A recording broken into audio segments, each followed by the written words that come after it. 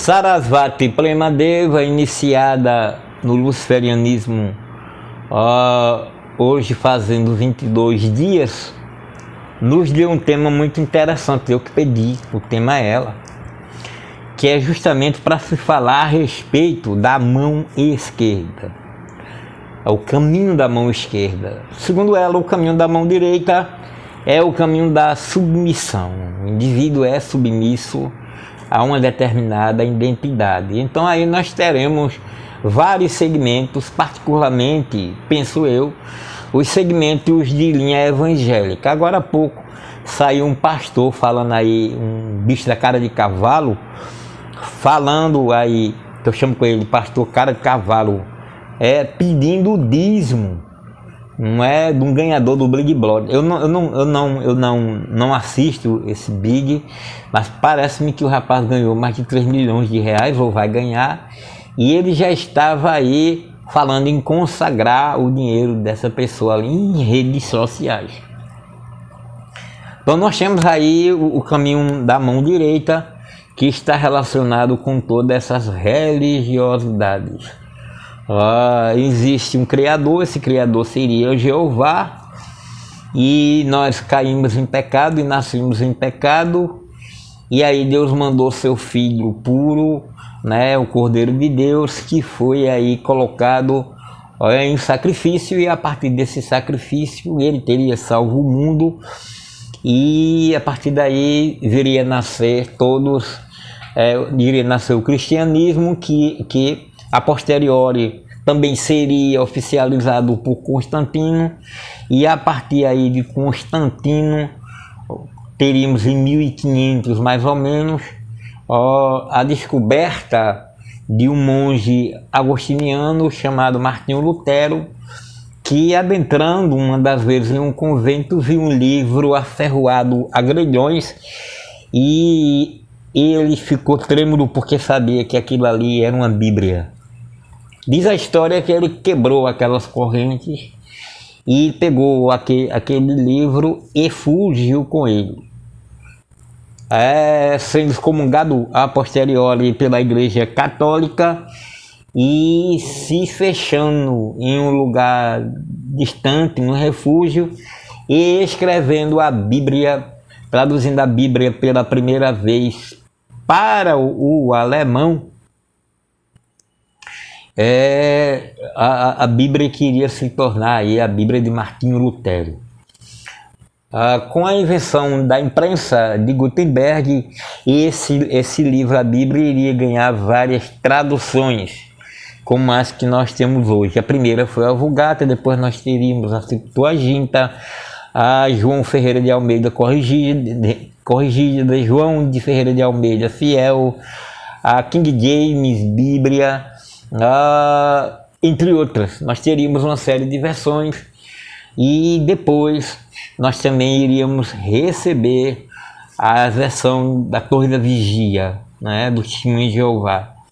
Então são várias versões e inúmeras versões, sendo que a igreja, a Bíblia protestante, tirou de suas páginas os 6 livros que a Bíblia católica, pelo menos no Brasil, tem. São 6 livros.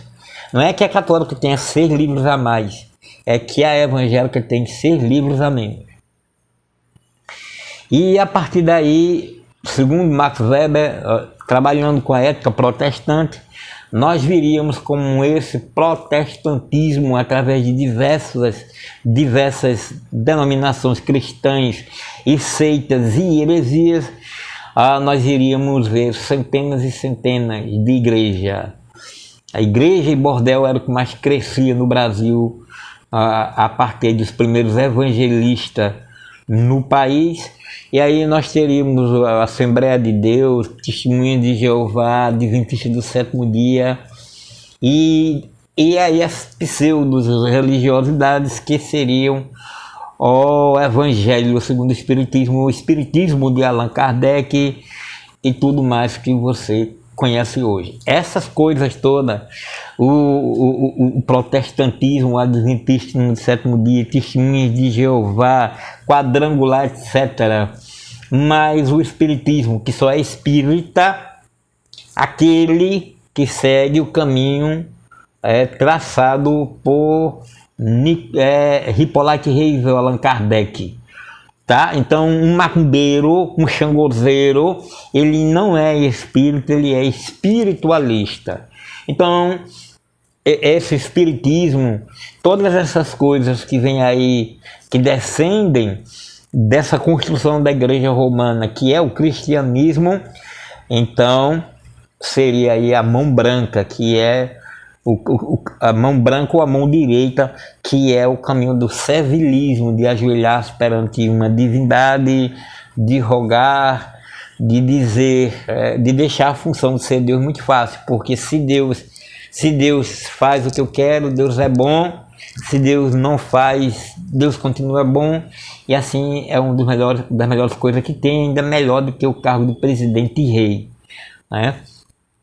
As pessoas foram criando cada uma seu Jesus segundo o seu ponto de vista, e esse Jesus seria, pois, Salvador, o único Salvador da humanidade, né? Sem levar em conta, naturalmente, aquele esteio de burro que a pessoa não tem condição de olhar para outras religiões, inclusive mais antigas, como é o caso do budismo e o hinduísmo, etc. Então, essa religiosidade judaico-cristã é a mão branca ou a mão direita, e sendo a mão esquerda exatamente aquilo que não é a favor de todo esse servilismo, de dízimos, de ofertas, de toda aquela coisa ali, sem ter um retorno pessoal e imediato. Então nós chamamos isso de mão branca ou mão direita. No livro Tenda dos Milagres, primeiro no Bahia de Todos os Santos, Jorge Amado abre com um epígrafe muito interessante: dos negros, nem os deuses são livres para dançar na terra. Isso em Bahia de Todos os Santos, em Tenda dos Milagres, existe uma história monumental, um personagem maravilhoso que eu já tive a honra de conhecer e de reconhecer nas 1000 leituras feitas, que é de Pedro Arcanjo. Pedro Arcanjo é um bedel, ou seja, um serviçal de uma universidade na Bahia, e ele é sempre perseguido por aqueles lentes, né? Aqueles grandes mestres que são mestres brancos, dos olhos azuis, que estamos ainda há pouco tempo, né? 40, 50 anos pós a escravidão, ou 60 anos, mas existe já o racismo estrutural. É interessante que vocês saibam claramente que o racismo não existe enquanto existe escravidão. O racismo só existe quando a escravidão não existe mais, que é justamente, o racismo é a negação dos direitos civis constitucionais ao indivíduo denominado de outra raça. E isso se refere, pois, aos negros. Existe, pois, um cristianismo, como eu diria, um racismo estrutural. Racismo estrutural este, baseado e fundamentado na Bíblia, no livro de Mórmon, na obra de Allan Kardec do Espiritismo, na obra de Ellen G. White da Igreja Adventista, e não sei se eu falei o livro do Mórmon, falo de novo, e você pode ver aí que existe todo um racismo que é estrutural. Esse nasce através, né, desde quando a escravidão foi terminada, quando foi concluída, quando não existiu mais a escravidão, considerando que o Brasil foi um dos últimos países a dar liberdade aos negros. Nós não tivemos, como se pensa, 300 anos, mais 350 anos de escravidão no Brasil, e 40 anos depois da escravidão do Brasil, ainda os negros eram tratados como negros e pobres. no recôncavo baiano, 40 e 45 anos depois da escravidão, surge o então capoeirista Besouro Mangangá. Se assistir o filme de Besouro Mangangá, que é na televisão de Besouro, você terá 1 hora e meia de filme, e você pensa que a obra de Besouro só foi aquilo. O cinema realmente não deu a Besouro Mangangá, porque na verdade durante vários anos ele esteve lutando pela resistência, né? Ele fez parte da resistência ao negro. Tinha Besouro Mangangá o corpo fechado, que podia enfrentar bala e faca, a não ser a faca feita pela madeira do ticum. Ele foi traído através de um amigo que amava a mesma mulher que ele, e então ele foi derrotado numa batalha corpo a corpo com os brancos que lhe caçavam.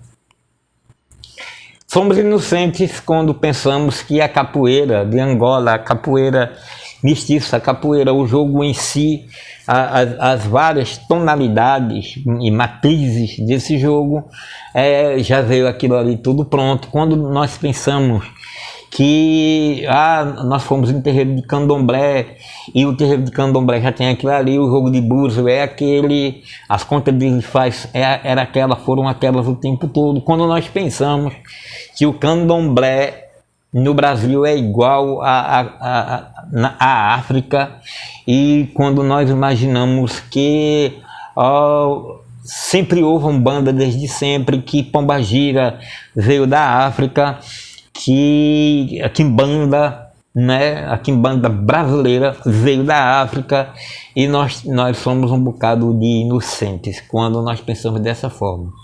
Na verdade, quando da repressão da polícia, e aí contada em vários livros, eu recomendo a vocês Tenda dos Milagres,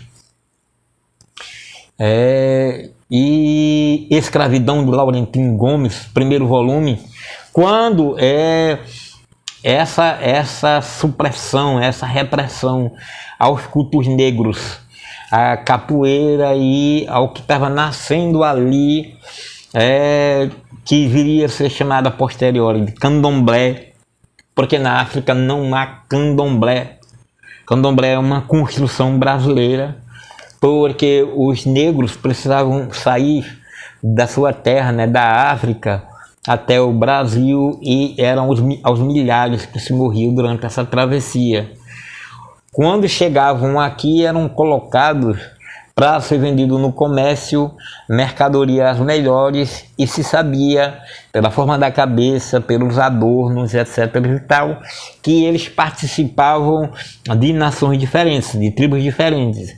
Então nós teríamos aí Jeje, Nagô, Angola, Mina, Banto, etc. E que essas tribos eram inimigas entre si, daí que o escravocrata, o senhor de engenho, sempre comprava, não comprava toda uma ninhada, separava pai de filho, filho de pai e de mãe, aqueles que eram melhores, cada lote que vinha ali, Cambinda, Mina, Iorubá, etc. Ele apanhava 2 de uma tribo, 3 de outro, 4 de outro, 5 de outro, e chegavam vários deles lá levar 50, 80 peças, como era chamado aí os negros, e de nações inimigas e diferentes colocados numa mesma senzala.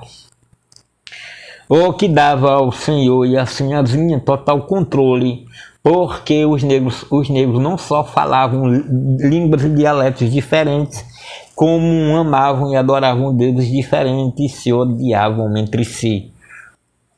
Mesmo ali durante os 350 anos de escravidão, os negros foram entendendo que a união faz a força, e a partir daí começaram a fazer as grandes fraternidades, confrarias e irmandades, e essas irmandades foram desenvolvendo os cultos comuns aos deuses. E também foi desenvolvida ali nessas irmandades a capoeira, que era a arte marcial aí desses negros. Uma vez libertos os negros, e tendo que viver em vielas e mocambos, como diria Gilberto Freire, uma vez eles libertos, teriam que viver em locais sem saneamento, sem água, sem luz, né? Sem esgoto, etc. e tal. E era preciso, pois, se roubar de quem tinha, ou seja, dos brancos, nababos, duques, reis, né? E a partir daí foi que começaram a desenvolver essa união entre eles e começaram então a trabalhar, como eu falei, né, a magia, a feitiçaria, né? Começou a passar a tradução, né, oralmente, aquilo que seria utilizado nos terreiros, e aqui no Brasil foi desenvolvido aí o candomblé. Tivemos aí umas mães de santo muito importantes, mulheres que eu não sei dizer o nome, que são difíceis, para Kauai, e essas mulheres pegaram as contas de faz e o jogo de búzios, o Merindologum, e desenvolveram no jogo que nós conhecemos hoje, porque antes somente eram os homens que tinham acesso ao jogo de búzios. Então nós teríamos, depois da escravidão, a liberação das mulheres. Elas estariam à frente das casas aí de candomblé.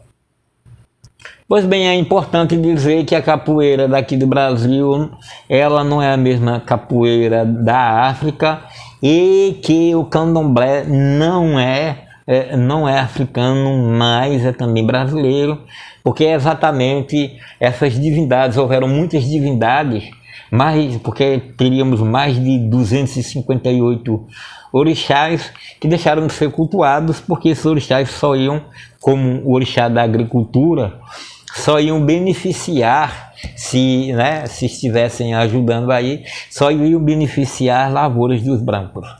Iriam restar aí os 16 orixás que nós conhecemos hoje, e que são, na sua grande maioria, orixás relacionados com a justiça, a fecundidade e a proteção dos negros. Aí, 40 anos depois, surgiria da escravidão, surgiria no recôncavo baiano o Besouro Mangangá. E o Besouro Mangangá era um capoeirista muito famoso que sabia todas as técnicas de capoeira que foram desenvolvidas aí pelas Irmandades, e também teve a ajuda de grandes feiticeiros e de grandes feiticeiras que, através de magias concomitantes a ideia africana de liberdade, fecharam o corpo do Besouro Mangangá, deixando aberto apenas os orifícios que a natureza achou por bem deixar. O filme de Besouro Mangangá não faz justiça a ele, porque é um filme de 1h30, quando houve toda uma vida de Besouro Mangangá para se preparar em magia, em culto de magia e treinamento de capoeira para se opor à escravidão. Então foram muitos anos em que o Besouro Mangangá agiu livre e com o corpo fechado, dizia-se que voava e que bala não acertava e nem faca, a não ser depois foi descoberto através de um indivíduo que amava a mesma menina que ele, que só poderia ser derrubado na batalha, o Besouro Mangangá, através da faca de Ticum. E foi assim foi feito, e foram nascendo essas lendas. Jorge Amado, no livro Bahia de Todos os Santos, como eu dizia, conta a história de Pedro Arcanjo, e vai aparecer também ali um dos vultos da resistência. Se eu estiver enganado, deixa aqui, mas penso que foi nesse livro que aparece então Procópio dos orixás capoeiristas dos bons, que resistiu através de sua dança, seu terreiro e suas artes marciais à repressão de escravos, a repressão dos brancos contra o que estava nascendo aí, que seria chamado do candomblé. Mas essa repressão aí dos candomblés que daria às mulheres um empoderamento através do jogo de búzios e por aparecerem também como sacerdotisas dos cultos de Ifá, foi necessário que outras religiões até vindo de fora, como por exemplo o espiritismo, que estava aí ganhando adeptos entre as classes médias, porque se falava apenas de bondade de espíritos bons. Os espíritos maus, eles eram, como eu disse a vocês, recaixados pela polícia com extrema violência. E aí, Zélio Fernandino de Moraes foi até um centro espírita porque tinha problemas espirituais, e lá em uma das sessões iria receber os caboclos e pretos velhos, o que foi proibido de fazer. E aí o caboclo que agora me esqueço o nome, mas um nome muito famoso, disse que iria fundar a sua religião. E foi esse caboclo, junto com Zélio Fernandino de Moraes, que iria criar a Umbanda. E a Umbanda teriam apenas espíritos de luz, a polícia estava de olho, e tudo que era mal, como por exemplo os voodoos, os Exus que já existiam, viu gente? Os Exus, etc., foram recaixados, foram jogados para trás, e aí 2 indivíduos iriam se destacar para criar um culto que, diferentemente da Umbanda e do Espiritismo, que eram quase que aceitos socialmente, iriam criar Joãozinho de Golmeia, homossexual e pobre, não é? Em um lugar, iria receber a pombagira das 7 encruzilhadas, e já em outra parte do país, Manheda iria receber a Exu das 7 encruzilhadas. E foi através desses indivíduos de lugares diferentes, de culturas diferentes, porque devido a regiões diferentes, e a semente da quimbanda iria desenvolver-se. Então, nós teremos aqui algumas diferenças que convém notar e que nós precisamos pontuar com muito carinho. Pontuamos o Espiritismo de Allan Kardec, que tem a sua codificação kardecista, a Gênese do livro segundo o Espiritismo, o Evangelho segundo o Espiritismo, Livro dos Médiuns, Obras Póstumas.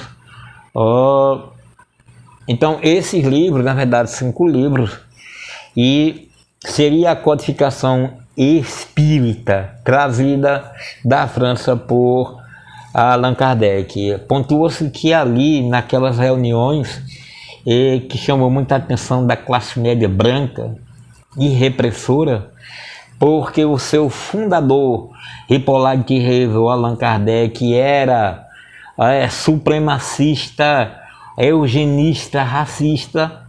Então chamou muita atenção das classes sociais mais elevadas, brancas, também eles eugenistas, supremacistas e racistas.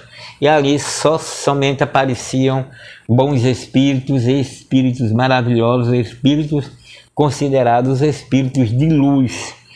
Tendo esses espíritos de luz recebido grande destaque a posteriori, como é o caso de Emmanuel, que foi o guia espiritual de Chico Xavier, né? Entre outras, como também a obra de Divaldo Pereira Franco, que foi denunciado por Chico Xavier como um plágio. Divaldo tinha uma mentora chamada Joana de Ângeles, e esse espiritismo totalmente voltado para as classes dominantes, não é? Para fazer a caridade para as classes que entendiam que a raça europeia, a raça branca era superior, e isso aí foi desenvolvido e é desenvolvido até os dias de hoje. Zélio Fernandino de Moraes quase a mesma coisa, porque a Umbanda de Zélio Fernandino de Moraes também se estuda aí a obra de Allan Kardec, sendo que se recebe caboclos, guias e pretos velhos, também eles fazendo simplesmente o bem e sendo chamados de espíritos de luz. Depois iria nascer aí outra mão branca também, mão branca, caminho da mão direita, que seria aquela que, inclusive, eu tenho uma certa apreciação por ela, e nós utilizamos muito do que ali é colocado dentro do luciferianismo, que é a Umbanda, a teologia de Umbanda de Rubens Saraceni. Rubens Saraceni, também ali aparecem espíritos de luz, mas Rubens Saraceni está bem mais disposto, como no livro Chanceler do Amor, em abrir-se para falar de sexo e de outras coisas. Inclusive há livros dele que não foram publicados porque a família não achou interessante publicar. Então é importante dar-se uma olhada na Umbanda, na teologia de Umbanda, em toda a obra de Rubens Saraceni merece um luciferiano dar uma olhada. Então isso aí estão relacionados com os caminhos da mão branca. E justamente em locais diferentes, não sei se eu falei, mas volto a falar, Joãozinho de Gomeia, que era homossexual e pobre, e em outro local, Manhieda, negra e pobre, iriam receber concomitantemente as duas divindades que iriam colocar as sementes da Quimbanda, que foi justamente Joãozinho de Gomeia, homossexual e pobre, e Manhieda. Manhieda recebeu o Exu de Sete Encruzilhadas, e Joãozinho de Gomeia iria receber Pombagira de Sete Encruzilhadas. Estava aí colocada em locais diferentes, em regiões diferentes, estavam aí colocados as sementes da Quimbanda. Pontua-se que no Candomblé existe a Jurema Sagrada e existe os cultos aos orixás. Os orixás são saudados como divindades e Exu, ele é simplesmente aí um mensageiro dos orixás.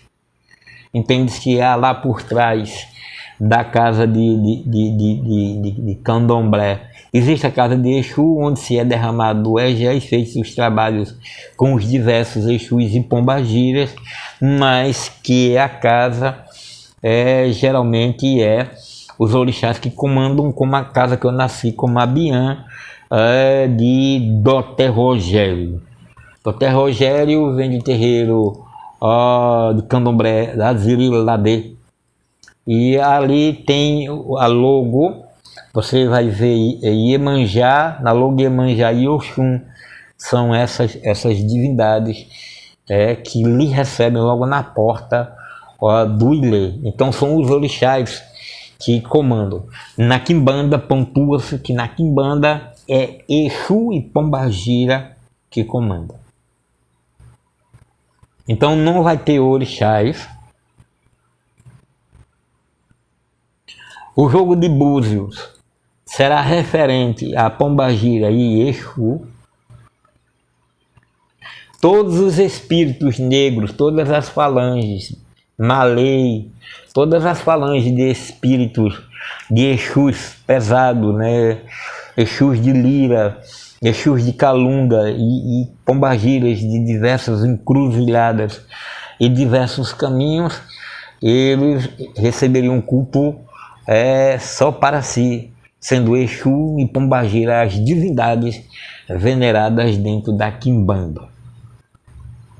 A Quimbanda eu não acho muito interessante, não gosto dos hinos, porque pega muita coisa aí da mão branca, né, do catolicismo, como é o ponto feito para Maria Madalena, aquilo é horrível, mas a Quimbanda se exaltaria no Brasil como a primeira religião da mão esquerda. Então o caminho da mão esquerda é para esses espiritualistas, porque espíritas são os que seguem, como eu falei, os que seguem Allan Kardec, esses indivíduos aí, os quimbandeiros, cantam pontos horríveis, fazem trabalhos em cemitério, e tem uns expoentes que eu tenho verdadeira estranheza, ouserija, repelência em ver os cultos, as coisas.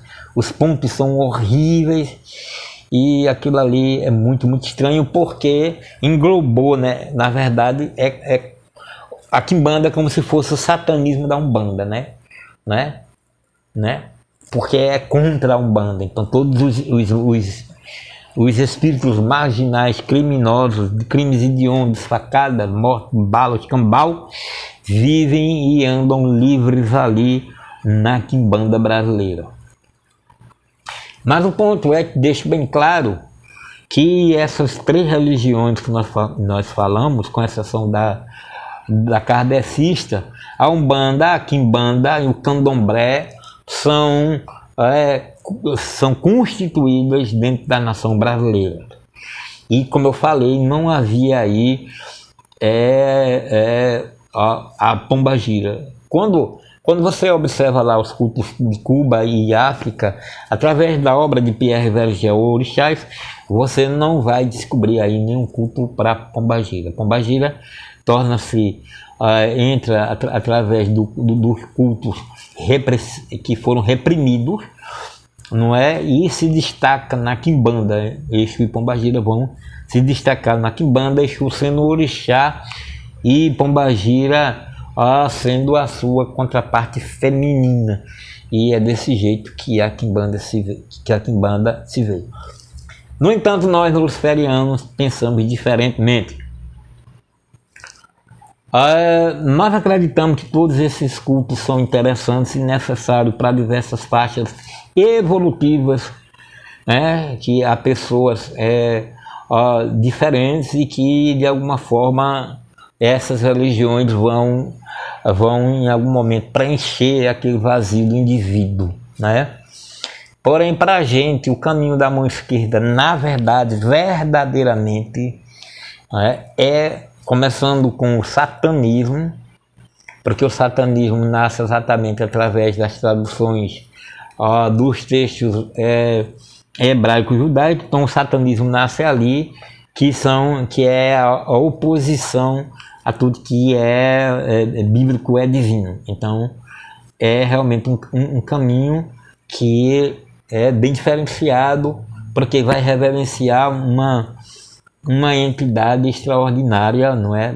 Muito mais antiga do que a escravidão na África, muito mais antiga, que é justamente a personalidade de Satã. Fundada no dia, creio, 20 de maio de 1966, por Zandola LaVey, nos Estados Unidos. O satanismo é ateísta, o de Zandola LaVey, mas depois iria rolar as linhas que são satanistas personalistas, ou seja, que creem em Satã como uma pessoa. O caminho da mão esquerda verdadeiramente falando, no entanto, ainda não é o satanismo, mas começa através dele, mas é o luciferianismo. O luciferianismo rejeita toda a questão do sagrado judaico cristão. O luciferianismo, pois, nos seus pactos rejeita anjos, espíritos familiares protetores do espiritismo, rejeita, né, porque entende que a história de Jesus cristão, como nós conhecemos hoje, é uma mentira.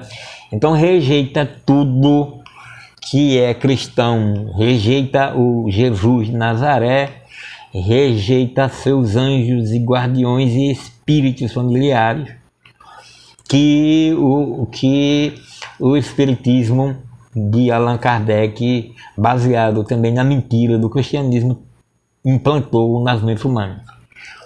Então a mão esquerda geralmente é aquela que rejeita todas as particularidades e aquilo que é considerado de virtudes dentro do cristianismo, porque O fruto do Espírito é longanimidade, benignidade, afeição, compreensão, amor ao próximo. Tudo isso aí para a gente é cultura de escravo.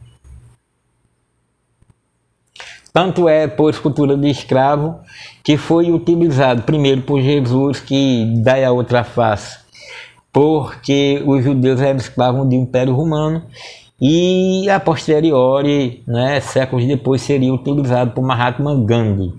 Quem assistiu o filme Gandhi vê que os seus seguidores não se opõem com violência, né, àqueles que lhe reprimem, que é justamente os soldados do Império Britânico. Então o cristianismo é uma religião de escravos e o luciferianismo é a religião de reis, porque se fundamenta particularmente na magia. É interessante que essa magia em que o luciferianismo se baseia é comentada nas obras de Eliphas Levi, a saber, Dogma e Ritual de Alta Magia, História da Magia e A Chave dos Grandes Arcanos, esses 3 livros de Eliphas Levi, em que ele apresenta o porquê de Jesus, ao nascer, ter sido visitado por magos. A razão é muito simples, é que Maria era magista e Jesus seria um mago. O Reino Dei é a magia real, o reino de Deus é a verdadeira magia, dessa forma como expõe Eliphas Levi no livro Dogma e Ritual de Alta Magia, lidos, portanto, e entendidos por 1 ou 2 pessoas. Quando a gente passa aqui o curso de Dogma e Ritual de Alta Magia, para as pessoas é de uma dificuldade enorme, porque existem camadas. Essa doença do cristianismo é por camadas. As camadas são as mais terríveis e une pessoas, né, numa sexta-feira santa, catimbozeiro, xangozeiro, quimbandeiro, etc. Sabe, os supermercados são cheios dessas pessoas que vão comprar o peixe. Então não se engane, não importa se a pessoa é da macumba, se faz boa cumba, se é do candomblé, só da quimbanda, essas pessoas estão procurando peixe para comer numa sexta-feira santa, o que denuncia que o Brasil, na verdade, é um país extremamente cristão, que a laicidade do país cai por terra. E isso foi percebido por Jair Bolsonaro, que se aliou à Igreja Universal do Reino de Deus, que é justamente a grande inimiga dos terreiros e pais de santo. E teve milhares de filhos de santo, pais e mães de santos, desinformadas, ou simplesmente não resistiram à onda do cristianismo para voltar nesse cachorro que comandou a nação durante 4 anos. Então, não é fácil, porque é camada, né? O cristianismo é por camadas, né? Existe a fé na volta de Cristo, e que nós iremos fazer, nós prometemos um vídeo sobre Ellen White e a Igreja Adventista, né? E a volta de Cristo, etc., que nós vamos apresentar que não haverá volta de Cristo. Isso é muito interessante, porque vai libertar muita gente que está no cristianismo, no satanismo, no luciferianismo, e que ainda se apega a essa porcaria, ainda discute com pastores. Pastores são crianças ambiciosas, né?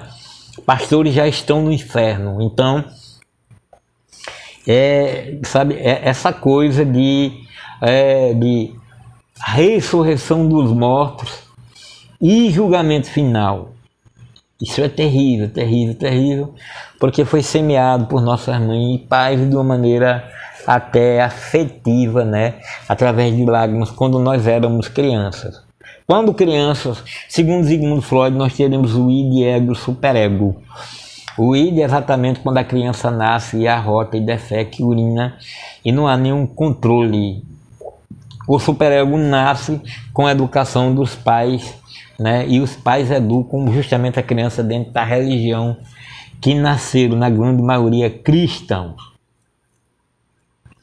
E a criança só vai ter o ego a partir dos 7, 8 aos 9 anos de idade.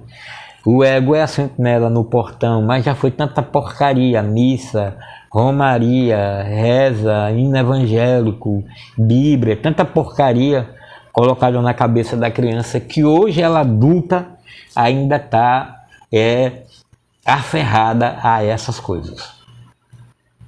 Preciso dizer exatamente que os problemas de ordem financeiro, sexuais, afetivos, sabe, a razão do fracasso de milhares de pessoas que acreditam não ser evangélicos são justamente essas raízes que ficam, esses laços que ficam, que quando a gente vai fazer um pacto de uma pessoa, a gente primeiro quebra esses laços que se tem com espíritos e com tronos desses espíritos, se o pacto é luciferiano.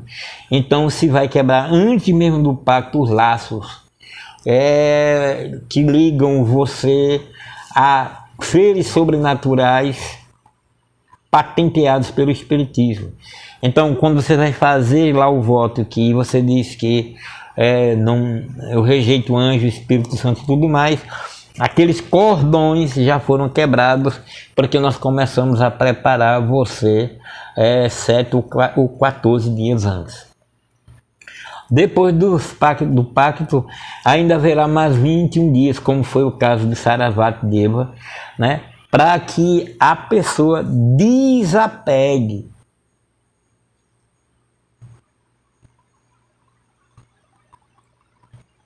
E receba a missão.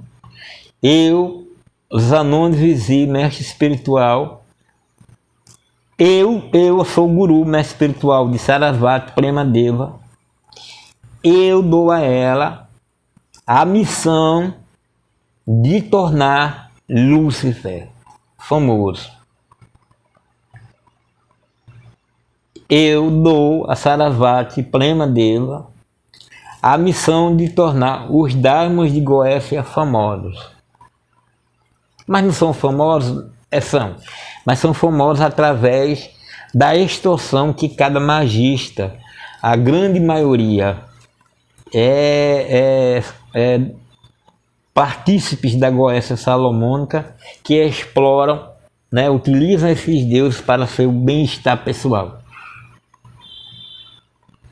Então nós precisamos torná-los famosos, tornar Lilith famosa, Asterote famosa, da maneira correta e necessária. Então essa é a missão de Ravana, Draco, Babalon, é a missão, né, de Sarasvati Prema Deva, é a missão de Lakshmi Prema Deva, claro que cada um, não é, dentro daquilo que pode fazer, né? Então se você tem, como é que eu faço para tornar um Dharma famoso? E aqui eu trabalho numa repartição pública, não posso fazer que nem você que faz vídeos, etc e tal. Se você está interessada, me pergunte, que eu digo, você que é do grupo Guerreiros da Luz e você que é da mão esquerda. Então o caminho da mão esquerda não é como pensam os quibandeiros, que vão utilizar todos os Exus e as pombagiras, espíritos marginais, arruaceiros, criminosos, etc., para fazer o mal, para destroçar, para vingar-se, etc. Não é. A mão esquerda verdadeira é o caminho do luciferianismo esotérico, aquele em que você se livra das virtudes teologais faladas por Aristóteles, das virtudes cristãs denunciadas, escritas aí através de Santo Agostinho, das crenças cristãs em um Deus, como diria São Tomás de Aquino no seu Súmula Teológica. Então a mão esquerda, ela só pode funcionar quando você não canta mais ponto nenhum para Maria Madalena e você não se refere a nenhum ponto cantado, arriscado, a nada que seja do cristianismo. Enquanto você estiver lutando contra o cristianismo, você, não importa se é de candomblé ou quimbandeiro, é somente um satanista. O luciferiano esotérico é, pois, a mão esquerda por excelência. E a mão esquerda por excelência tem virtudes, sim. E essas virtudes são utilizadas ao bel prazer do luciferiano quando isso lhe trouxer retorno. Os cultos a Lúcifer é para trazer sabedoria, crescimento, riqueza. Então os trabalhos se fazem não é nem para o bem nem para o mal, porque somos para além do bem e do mal. Mas nós trabalhamos para conseguir retorno para nossas vidas, seja em cursos, concursos, lidas financeiras, profissionais, afetivas e amorosas. O caminho da mão esquerda verdadeiro é você simplesmente ter a coragem de rasgar a sua Bíblia, de queimar a sua Bíblia, de simplesmente jogar no lixo o seu inário, a sua harpa cristã, de você entender que de vez em quando, por conta da sua mãe, de seu pai, você vai lembrar de algum hino, não há nenhum problema nisso, mas a coisa já não vai mexer com você emocionalmente. Você vai cantar porque a letra é bonita, mas não vai mexer com você mais emocionalmente. Então, não se equivoque. Nada a ver o caminho da mão esquerda de quimbanda. Nada a ver. Do candomblé ou de qualquer outra magia feita. Não. O caminho da mão esquerda nasce justamente com a rejeição de tudo que é bíblico. Mas você não vai lutar contra, você vai simplesmente rejeitar. Que o contrário do amor não é o ódio, mas a indiferença. Você vai ser indiferente. Você vai ler outras coisas. Você vai ler, como eu falei, a obra de Elifa Levi, de Cornélia Agripa, Paracelso, Helena Petrovna Blavatsky, que você vai se aprofundar nos Vedas para você saber realmente, pois, quem é a divindade. Deixo claro que Lúcifer é apenas o portador da luz que lhe leva até essa divindade que é o inefável. Este é, na verdade, o caminho da mão esquerda. Eita!